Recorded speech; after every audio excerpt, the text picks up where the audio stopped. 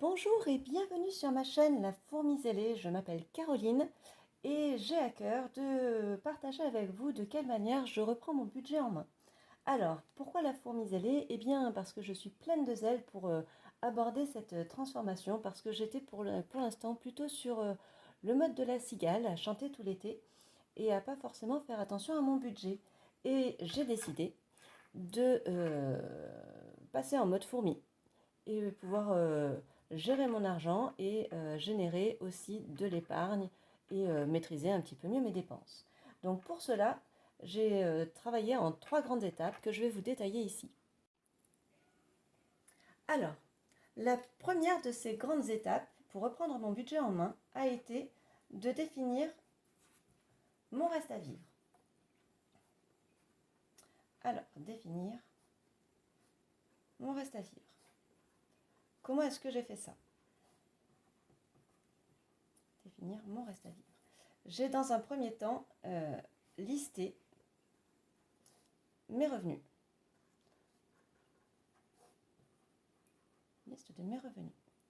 Alors, ça comprend les salaires, ça comprend les éventuelles aides qu'on peut avoir, que ce soit de la CAF, que ce soit peut-être les APL ou toute autre aide. Il peut y avoir des pensions, il peut y avoir des locations, tout ce qui finalement dans votre compte est crédité. Donc ça va être vos crédits. Tout ce qui va être ajouté sur votre compte. Ensuite, de la même façon, j'ai listé toutes mes dépenses fixes. Liste de mes dépenses fixes. Alors, qu'est-ce que c'est? C'est par exemple toutes les factures d'électricité qui sont prélevées chaque mois, de gaz éventuellement, d'eau, tout ce qui concerne la téléphonie et la télévision qui sont prélevées aussi si vous avez une box, tout ce qui concerne les assurances, tout ce qui, chaque mois, ça peut être il peut y avoir les transports aussi, si vous avez des abonnements de transport en commun, il peut y avoir tout un tas de choses, des dons, tout ce qui chaque mois est prélevé automatiquement. Alors pour définir tout ça, moi j'ai pris mon relevé et à chaque date, j'ai noté, tiens, ben là il y a ça qui est prélevé, là il y a ça qui est prélevé, là il y a ça qui est prélevé. J'ai regardé sur 2 mois pour bien vérifier que c'était tous les mois la même chose. Et ça fait mes dépenses fixes. Et ça définit donc le montant des débits qui sont effectués chaque mois sur votre compte. Et donc, ces crédits moins ces débits, ça va vous donner votre reste à vivre. Ce reste à vivre qui sert à quoi? Qui sert à acheter à manger, qui sert à s'habiller, qui sert à acheter tout ce qu'il faut pour l'entretien de la maison, pour les animaux, pour l'essence, etc. Tout l'argent qu'on dépense avec finalement soit en cash, soit notre carte bleue. Donc, ça m'a donné une enveloppe budgétaire et je me suis dit, bah, de quelle manière est-ce que j'utilise cette enveloppe? C'est là la deuxième grande étape, qui est donc de connaître mes dépenses variables.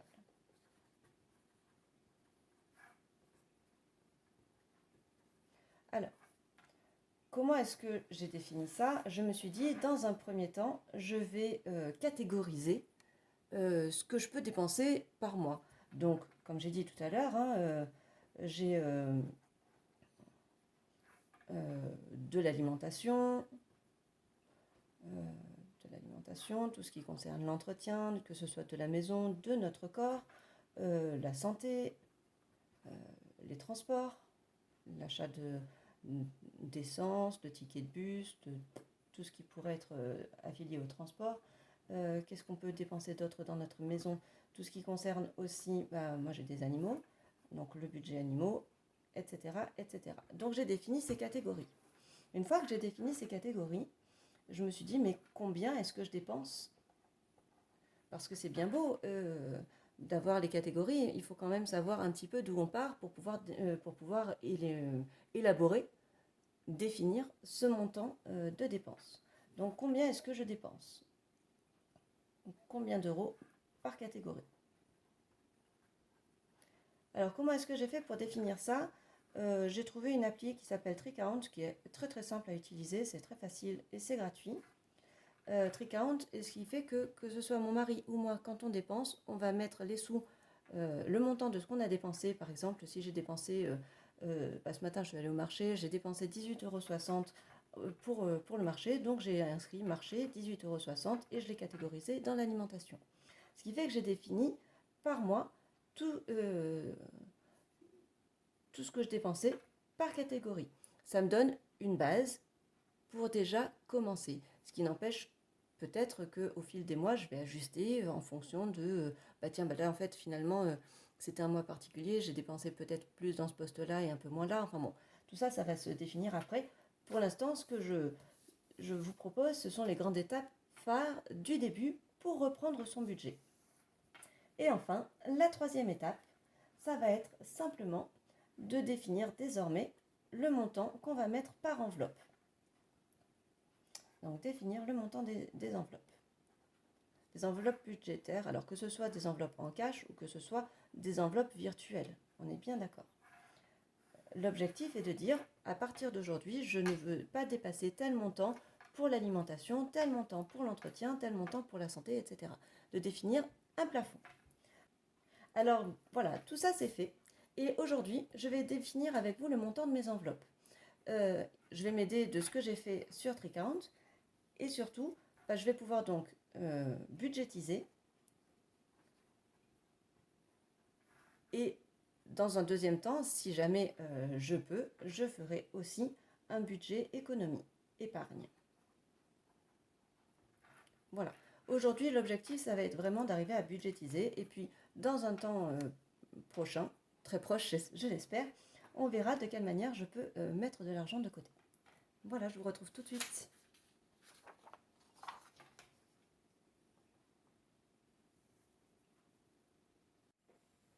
Voilà, le chien est rentré. Il faut dire qu'il fait tellement chaud dehors qu'elle est quand même mieux à l'intérieur et il fait un petit peu plus frais. Au niveau des transports, alors le mois précédent j'ai dépensé 175 €. Là je vais doubler parce qu'on part en vacances. On va partir dans un premier temps. Il faut qu'on monte en Allemagne parce qu'on va à Europa Park. Donc je pense que je vais comptabiliser un plein. Je vais partir sur un plein de 100 € à peu près. Et on va descendre ensuite une semaine dans le Midi, donc je vais prendre un deuxième plein, voire même prévoir un troisième. Donc je pense que je vais mettre un budget, si jamais on prend un peu l'autoroute en plus, un budget de 330 € sur les transports. J'espère que ça sera moins. En tout cas, pour l'instant, c'est ce que je vais définir. Et enfin, au niveau des travaux, je vais mettre un budget à 40 €. Alors oui, je dis enfin, il me reste ce poste-là. Ce poste-là, je vais le définir en fonction de cette dépense-là. J'aimerais bien ne pas dépenser plus que 1300 € de dépenses variables dans le mois. Donc, je vais regarder combien cela me laisse en loisirs et shopping. Alors, 450 plus 20 plus 50 plus 30 plus 330 plus 40 égale 920 et 1300 moins 920, ça nous laisse 380 € de shopping et loisirs. Sachant que déjà dès le début du mois, nous avons un restaurant que j'ai déjà réservé. Quand on va faire le trajet retour depuis Europa Park, on fait une petite halte à Mulhouse et j'ai trouvé un super resto vegan que j'aimerais bien essayer. Donc on va déjà avoir pratiquement 100 € de budget, parce qu'un resto à 4, on est vite sur ces tarifs-là. Donc voilà, on va faire avec et ça sera très bien. Voilà, je vous retrouve dès le début de la semaine prochaine pour faire mes enveloppes, ou peut-être même cette fin de semaine pour établir mes enveloppes pour la semaine prochaine, puisque c'est une chance, nous avons le 1er août qui est un lundi et je vais pouvoir commencer bien d'équerre avec tout ça.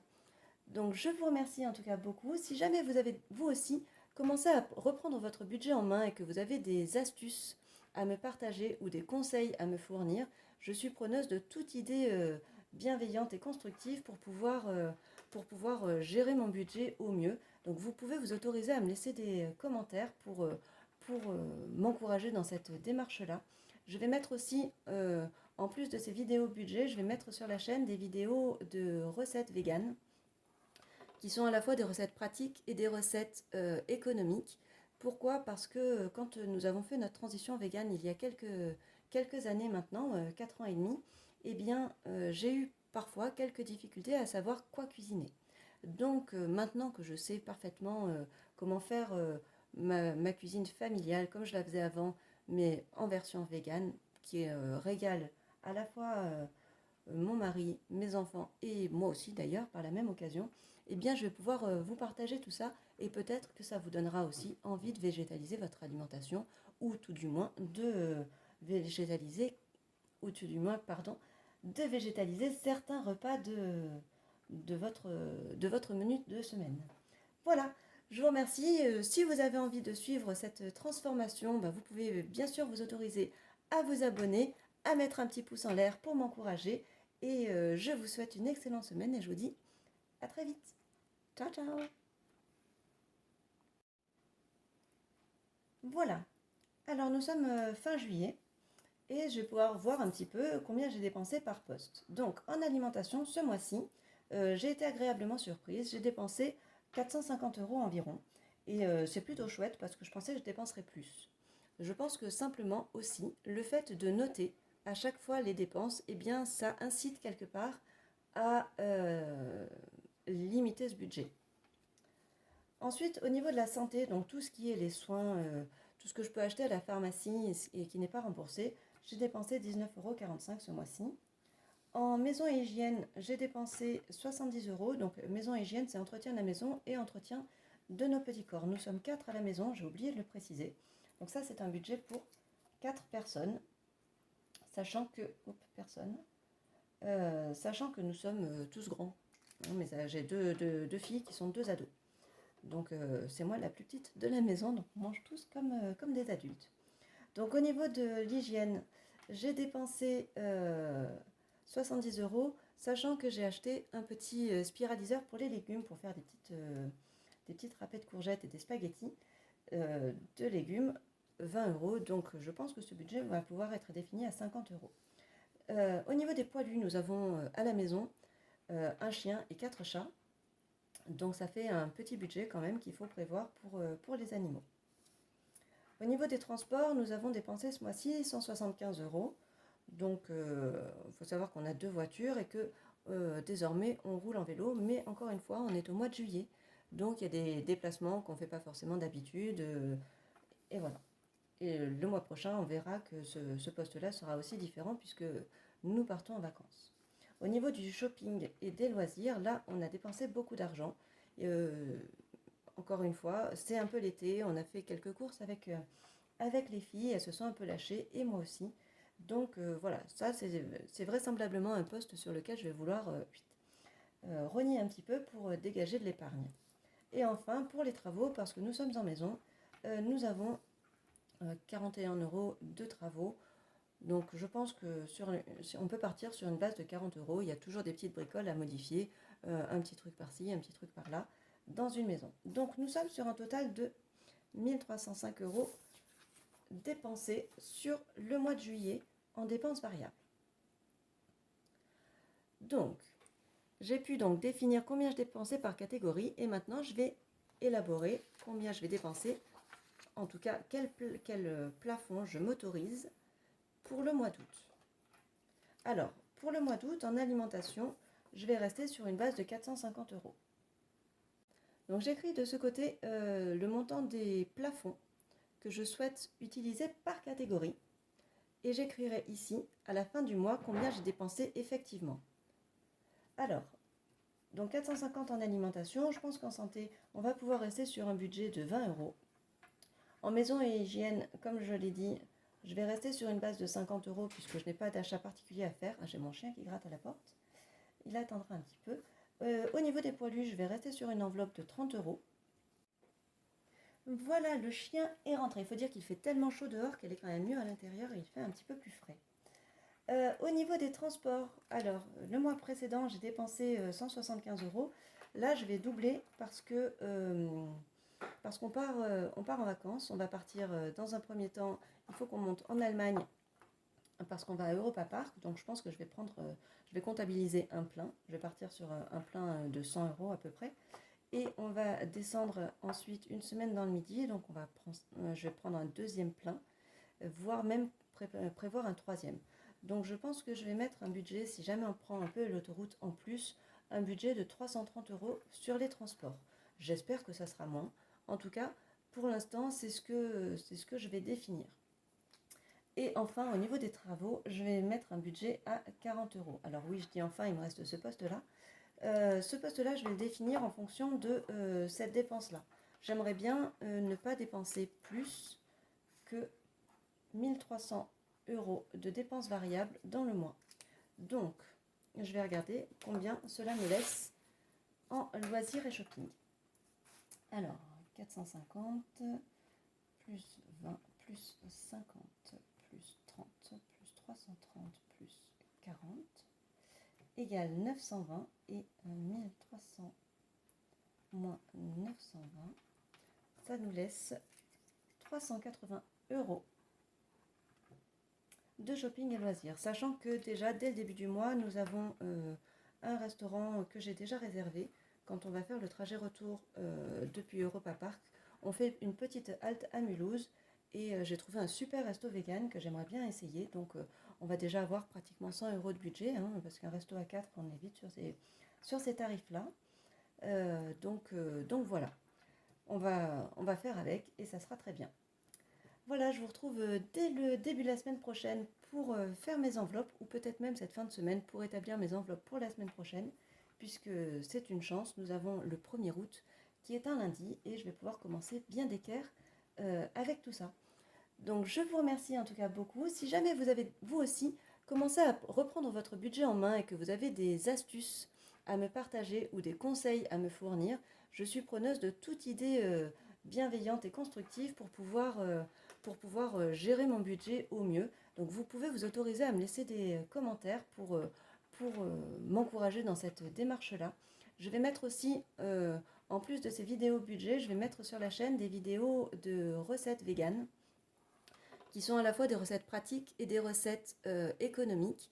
Pourquoi? Parce que quand nous avons fait notre transition végane il y a quelques années maintenant, 4 ans et demi, eh bien j'ai eu parfois quelques difficultés à savoir quoi cuisiner. Donc maintenant que je sais parfaitement comment faire ma cuisine familiale comme je la faisais avant, mais en version végane, qui régale à la fois mon mari, mes enfants et moi aussi d'ailleurs par la même occasion, eh bien je vais pouvoir vous partager tout ça et peut-être que ça vous donnera aussi envie de végétaliser certains repas de votre menu de semaine.